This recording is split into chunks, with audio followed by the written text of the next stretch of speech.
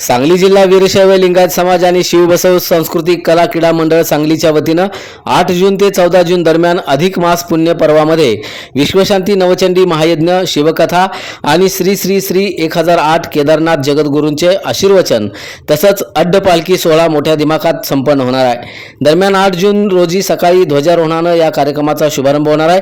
याच दिवसापासून हरिभक्त परायण श्री समाधान महाराज शर्मा यांची शिव महापुराण कथा होणार आहे। दिनांक 11 जूनला जगद्गुरू श्री श्री श्री 1008 भीमाशंकरलिंग शिवाचार्य महास्वामीजींचं आगमन होणार आहे। 12 आणि 13 जूनला सामूहिक इष्टलिंग महापूजा होणार असून 14 जूनला अय्याचार आणि शिवलिंग दिशा संस्कार तसंच सायंकाळी अड्डपालखी सोहळा संपन्न होणार असल्याची माहिती बेळंकी मठाचे 108 शिवलिंग शिवाचार्य स्वामीजी यजमान डॉक्टर रविकांत पाटील आणि विशाल मगदूम यांनी दिली आहे।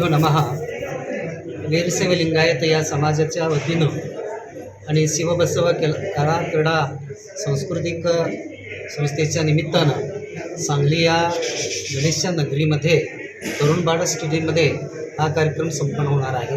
हा कार्यक्रम जून 8 ते जून 14 या तारखेला संपन्न होणार आहे आणि या कार्यक्रमाचा उद्देश सर्वांना सुख समाधान शांती मिळावा हा त्या ठिकाणी आहे। आणि या कार्यक्रमाच्या निमित्तानं आपले सर्व कमिटीचे सदस्य हे सर्वांना आवाहन करतात की या कार्यक्रमाचा जास्तीत जास्त लोकांनी यामध्ये भाग घेऊन त्याचा उपयोग करून घ्यावा हा त्याच्या पाठीमागचा उद्देश आहे।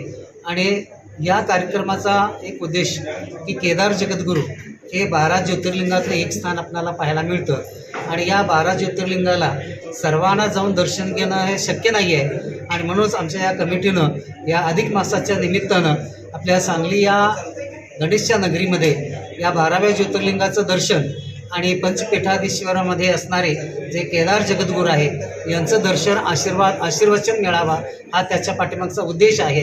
आणि दुसरा उद्देश जो आहे तो म्हणजे वीरशैव लिंगायत धर्मामध्ये जे आपल्याला 16 संस्कार पाहायला मिळतात त्या 16 संस्कारामध्ये जो तुम्हाला सांगतो ना संस्काराचा राजा म्हणून घेतलेला आहे असा जो शिवदीक्षावती संस्कार आणि अय्याचार हा संस्कार फार मोठ्या प्रमाणामध्ये होणार आहेत की 2024 या सालामध्ये हा संस्कार आम्ही तरुणबाड स्टेटमध्येच घेतला होता।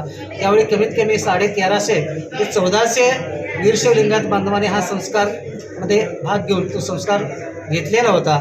तर यावेळीच आमचा संकल्प आहे की हा संस्कार म्हणजे वीरशैव लिंगायत बांधवांनी 1-2,500 लोक या ठिकाणी भाग घेऊन हा संस्कार घेतील।